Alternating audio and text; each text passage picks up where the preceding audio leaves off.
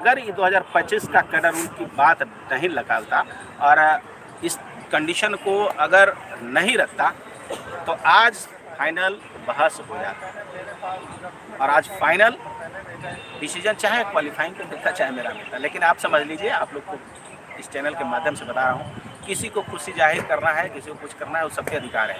लेकिन आप समझ लो कि आपकी केस 110% बहुत ही अच्छी है, इसमें कोई इफ और बट नहीं है। आज जितने भी 2018 कैडर रूल के लोग हैं, आप साफ साफ समझ लीजिए कि आपकी केस में दम है। बस हमको विज्ञापन बचाना था। आज हमने अपना लिखी शर्त हमारे विज्ञापन को बचाए और अगला सरकार को मुंह तोड़ जवाब मिलेगा, जो एक टेक्निकल बात है जिन्होंने हमको बताया है। और 19 तारीख को फिर जैसे सिंगल बेंच जीते हैं, जैसे डबल बेंच जीते हैं, और वैसे ही सुप्रीम कोर्ट भी जीतेंगे। हम तो सरकार को किसी भी हाल में 2025 कैडर रूल पर उसको इस चीज़ को यहाँ अप्लाई नहीं होने देंगे। हमारे वकील इस पर बहुत गुस्से में भी हैं और सरकार के वकील को तो बोलती बंद कर दी है।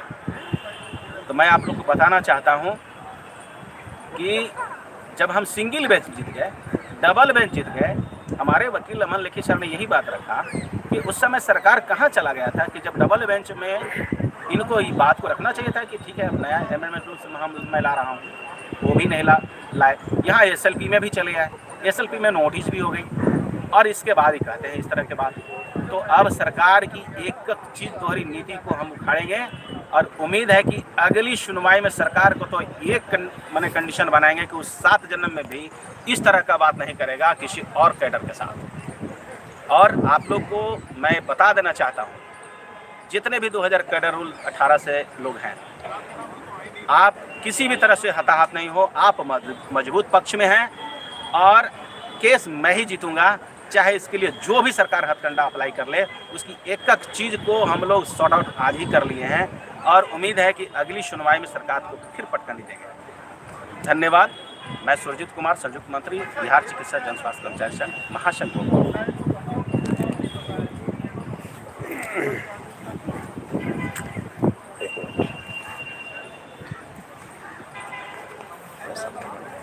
खाली सामने फोटो है।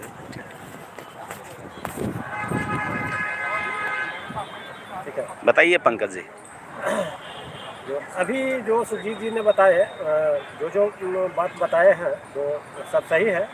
और आज तो सरकार जो है एक ऐसा चाल चल गया है कि 2025 जो नियम लागू किया है और 23 और 18 को कैंसिल करके नया जो रूल लाया है, इसके अनुसार जो है वैकेंसी को समाप्त ही करना चाह रहा है। एक तरह से कहा जाए, एक भाषा में कहा जाए कि ये वैकेंसी को समाप्त ही करना चाह रहा है।